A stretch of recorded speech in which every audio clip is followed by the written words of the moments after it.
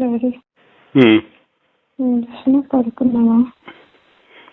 పడుకుంటున్నా, చెప్పు. ఏంటో డాడీ, ఈరోజు మా అత్తయ్య మమ్మీ పైన బాగా అరిచారు కదా, కంప్లైంట్ ఇద్దాము అనేసి పోలీస్ స్టేషన్కి వెళ్ళిన. సాగరెడ్డి సిఐ ఉండే సో యాజ్ యూజువల్ సార్కి చెప్పాను. పెద్ద అంతేం పట్టించుకోలేదు, ఏమంత రెస్పాన్స్ ఇవ్వలేదు. ఏమన్నా అంటే నువ్వే ఆ ఇంట్లో నుంచి వెళ్ళిపో, నువ్వు ఎందుకుంటున్నావు ఆ ఇంట్లో అని మాట్లాడుతున్నారు. సో మనంతలో మనం సైలెంట్గా ఉన్నా అసలు ఏం చేయట్లేదు.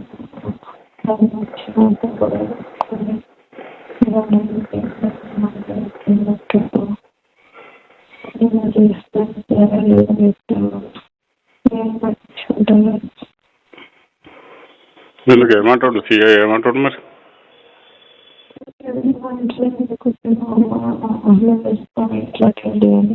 ఇంట్లో ఎందుకుంటున్నావు అంటే మరి మా భర్త ఇంట్లో నేను ఉంటా అని అడగొద్దు. అదే మీ భర్త లేడు కదా, నువ్వు వెళ్ళిపో అన్నట్టు మాట్లాడుతున్నారు. అయ్యో మరి నేను ఇంటికి వెళ్ళాల్సాను, నేను నా పాప ఇది చేసుకొని అత్తింట్లో కాకపోతే ఇంకేడు ఉండాలి. దానికి ఆన్సర్ అని వెళ్ళిపో అమ్మా, వెళ్ళలేదని డబ్బులు పెట్టాం, అపార్ట్మెంట్ తీసుకొని ఎక్కడైనా బయట ఉండు, కోర్టులో కేసులు అవుతున్నాయి కదా, తేలినాక కోర్టు ఏం చెప్తే అట్లా చెయ్యి అంట. అలా ఇలా అంటారు సార్, నాకు కోర్టు ఇప్పుడు చెప్పలేదు కదా ఇంట్లో నుంచి బయటకు వెళ్ళిపోమని, అలా ఇలా అంటారు నన్ను అడిగా. అపార్ట్మెంట్ అది అంటే మరి ఇప్పుడు మా పిల్లప్పుడు మా డాడీ మరి 2 కోట్ల పైన ఇచ్చిండు, బంగారం అవి ఇవి, మరి ఏం లేకుండా ఎట్లా వెళ్ళిపోవాలి ఇప్పుడు, నేను ఎట్లా పోయి బతకాలి మరి? మా డాడీ వాళ్ళు కూడా మరి ఇప్పుడు వాళ్ళ ఇంట్లో వాళ్ళ కోడలు ఉంది, వాళ్ళు ఉన్నారు, ఇల్లు కూడా మరి ఇబ్బంది పడతారని చెప్పి మా డాడీ కూడా నానే సెట్ చేసుకోమని చెప్పి నేను చెప్పలేదా? నువ్వు సంపాదిస్తున్నావు కదమ్మా, నువ్వు నీ కూతురు బయట వెళ్ళి అపార్ట్మెంట్లో ఉండాలి అన్నారు. అయితే నేను అప్పటికన్నాను, ఇలా కళ్ళ ముందు ఉంటేనే నాకు ఎక్కడ లేని లింకులు పెడుతున్నారు. మా అత్త వచ్చి నాకు రెంటర్లతో అంట పెడుతుంది, మా అత్తలో సులోచన వచ్చి ఇంకా చాలా బూతులు మాట్లాడింది నన్ను. ఇప్పుడు వీళ్ళ కళ్ళ ముందు కూడా లేకుండా ఎక్కడ నేను అపార్ట్మెంట్లో ఉంటే ఇక నన్ను నా కూతుర్ని ఇంకెన్ని మాటలు అంటారు అని వాళ్ళు అంటారమ్మా. అది ఇదనండి. అది కాదు డాడీ, నువ్వేమో నాకు ఎంత చెప్తావు, వెయిట్ చేయి మారుతాడు సికిందర్, అది వీళ్ళు ఒక్క మాట ఎందుకు చెప్పారు డాడీ సికిందర్, నాకు అర్థమే కాదు. నాకు నా పాపకి చెప్తానే ఉన్నా మరి. ఇప్పుడు కొన్ని రోజులు ఆడుంటే కనీసం నేను నీ పాపను చూసాను, కొంచెం మారుతారేమో, కొంచెం మరి ఓపిక పట్టాలి కదా మరి, నువ్వు ఏడిస్తే కాదు. కానీ జరుగుతుందని 3 నెలలు అవుతుంది, ఒక్కసారి ఇంటికి వచ్చింది లేదు, నన్ను నా పాపను పట్టించుకున్నది లేదు. ఇడనేమో నీళ్లు బంధిస్తుంది, కరెంటు బంధిస్తుంది, నీళ్ళు లేకుండా ఎట్లా బతుకుతారు డాడీ? ఏమన్నా అంటే వదిలి వెళ్ళిపో, 2 ఎకరాలు తీసుకుంటాం. నాకు నా కూతురికి 2 ఎకరాలు మేమేం చేసుకోండి, చిన్నప్పటి నుంచి చూడని వస్తాయి. 2 ఎకరాలు ఎట్లా మాట్లాడతారు డాడీ? ప్రేమించి పెళ్లి చేసుకున్నామంటే. నువ్వు ఏడిస్తే కాదు, ధైర్యంగా ఉండాలి. సరే, ఇక పోలీసు వాళ్ళు పట్టించుకోకపోతే కనీసం కోర్టు గీటో ఏదైనా న్యాయం జరుగుతుంది తర్వాత అన్నా, కానీ కొంచెం చూద్దాం. ఇంకెవరితో ఇంట్లో ఉంటే ఆ పోలీసు నువ్వు ఇల్లీగల్గా ఉంటున్నావు, నువ్వు ఇంట్లో ఉండొద్దు, మామగా అనొద్దు అంటాడు. మా మామ వచ్చి మొన్న చేతులు పట్టుకుంటాడు, ఎక్కడెక్కడో ముట్టుకుని లాగుతాడు. వీళ్ళు వచ్చేమో బూతులు మాట్లాడతారు. చిన్న పిల్ల ముందు నన్ను ట్రాన్స్ఫర్ చేస్తారు, దానికి ఎట్లుంటుంది అంట. అంటే 2 ఎకరాలు తీసుకొని పో అంట. నాకు నా కూతురికి లైఫ్కి 2 ఎకరాలు పెడతారు, ఏం నెలలు కడతాను. ఎప్పటికైనా సికిందర్ వస్తాడు, సరే వాళ్ళు తప్పి వీడుంటే ఈ ముందనే ఉండనిస్తలేదు. రోజు సిఐకి మేము 4 లక్షలు ఇచ్చినాము అని ఏదో మాట్లాడతారు. సిఐ రాడు, ఏసీపీ రాడు అంటారు.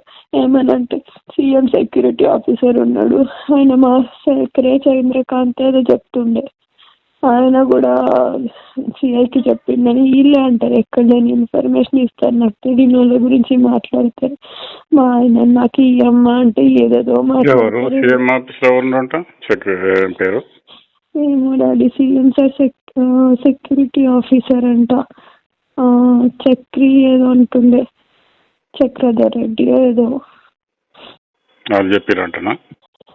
సిఐ సార్కి చెప్పించిర్రంట ఆయనతోటి. అదంటుంది. ఇంకా మీ అత్త అంటుందా? మా అత్త అంటుంది 10 లక్షలు అయినట్టు. మరి ఎవరికి పైసలు ఎవరికి ఇచ్చిరంట? ఇది కౌశిక్ అన్న వాళ్ళ డాడీ ఉంది కదా మల్లారెడ్డి, ఆయన చెప్పింది 8 లక్షల వరకు ఖర్చు అయింది పోలీసు వాళ్ళకి అని. మరి అది సిఐ ఏసీపీ పేరు మా అత్త చెప్తుంది. ఆ సిఐ మమ్మల్ని ఏం చేయలేడు, ఏసీపీ కూడా ఏం చేయలేదు అంటుంటుంది.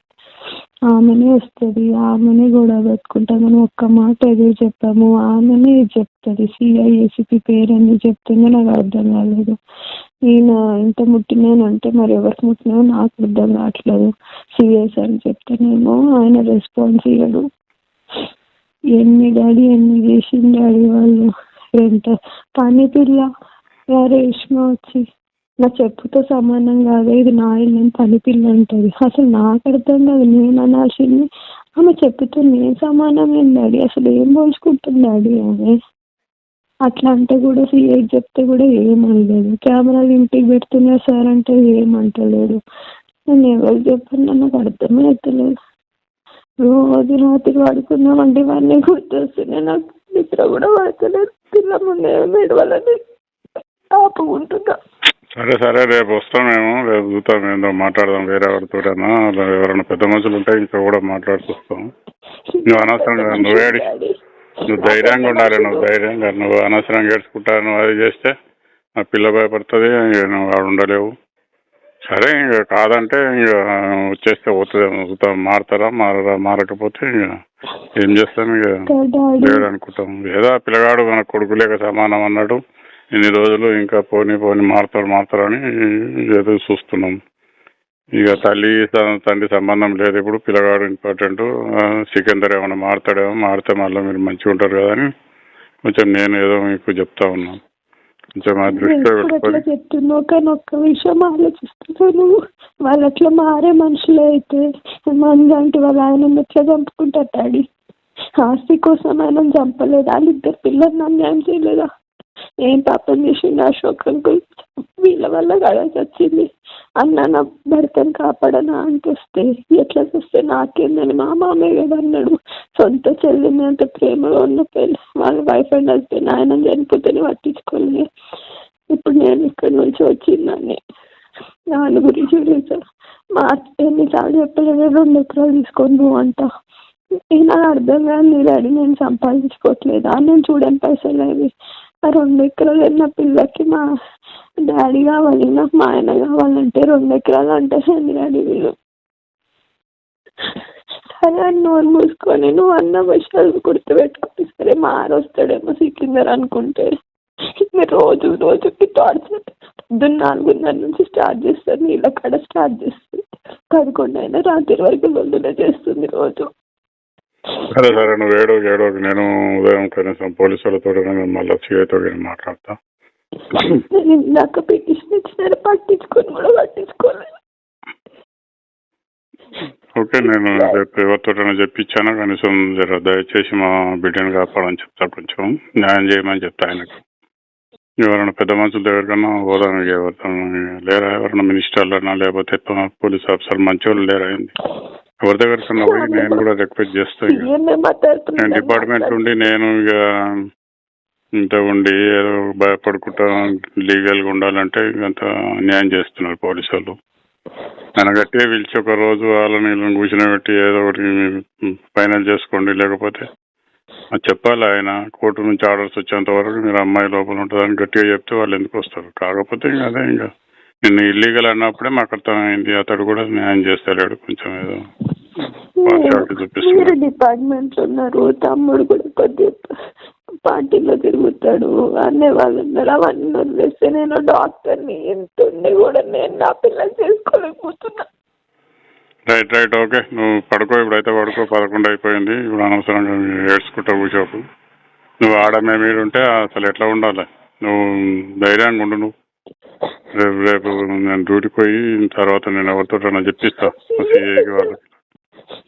సిఐ అసలు గడ్డి పొరక తీసి పడేసినట్టు వాడిస్తుండే. ఇప్పుడు న్యాయం చేస్తారని ఆడిపోతే వాళ్ళే పట్టించుకోవట్లేదు. సరే సరే నువ్వు ఉండు, ధైర్యంగా ఉండు. చూద్దాం ఆ పిల్లగాడు ఇంకా ఏమన్నా ఇంకెవరితో చెప్పిస్తాం, పోతే ఏమన్నా వింటాడేమో. ఏమన్నా కొంచెం మారితే కొంచెం ఫ్యూచర్ బాగుంటుందని నేను ఆలోచన చేస్తున్నా. ఆయన రిక్వెస్ట్ చేసి ఎవరితోటైనా బద్దలాడిపిస్తాం, చూద్దాం. తోటే ఉంటున్నాం డాడీ, కానీ రోజు వాడుకునేటప్పుడు ఇవన్నీ గుర్తొస్తే అయితే లేవు. ఓకే రైట్ ఏడోకే. బర్త్డే అందరితో సెలబ్రేట్ చేసుకుందాం అనుకున్నాం, ఈ రోజే మళ్ళీ ఇట్లా లొల్లి చేసింది. ఇంకేం బర్త్డే ఇక్కడ? లేదు ఇక చేసుకుందాం బర్త్డేకి నా చేతాం, కానీ నువ్వైతే నువ్వు ధైర్యంగా పడుకో. లేకపోతే వచ్చేయనని వచ్చేసాయి, ఇంకేం చేస్తాం, ఇంక పోతే లేకుంటే లేకపోయానుకో. ఉంటేనైనా మారుతాడేమో నమ్మకం ఉంటుంది. ఇంకా ఆడికి వస్తే ఏముంది డాడీ, వెళ్ళిపోయింది దరిద్రం అని మా అత్త అనుకుంటుంది, మా ఆయనకు కూడా అదే చెప్తుంది. ఇంకా మారుతాడని నమ్మకం వదిలేసుకోవడమే. ఇక నేను ఆడికి వచ్చినట్టే. ఆడికి వస్తే ఆడ ఎట్లా తమ్ముడు ఉంటాడు, మరదలు ఉంటుంది, ఎన్ని రోజులని వచ్చి ఆడుండాలి. సరే నాకు పొద్దున్నే మాపులేషన్ ఉంది, ఇంకా నేను తెలంగాణ ఏడ్చుకుంటాను, నువ్వు ఏడ్చుకుంటా ఊసిటే కాదు. నువ్వు ధైర్యంగా ఉండు, ధైర్యంగా పడుకో. నేను కూడా పడుకొని పొద్దుగాల నేను ఎవరితోటైనా వేరే ఆఫీసర్లతోటైనా సిఐకి చెప్పిస్తా. కానీ ఓకే నువ్వు ఏడో గట్టి ఉండు, ధైర్యంగా ఉండు. ధైర్యంగానే ఉంటున్నా, పొద్దున్న వేస్తే అట్లనే కదా, వాడుకునేటప్పుడు లేచేటప్పుడు ఉంటుంది కదా. ఓకే ఏం చేస్తాము, ఇంక అదృష్టం క్రిమినల్స్ దొరికారు, ఇంకా ఏం చేస్తాం, భరించుతున్నాము. ఇక ఏం చేస్తాం. Right okay bye daddy.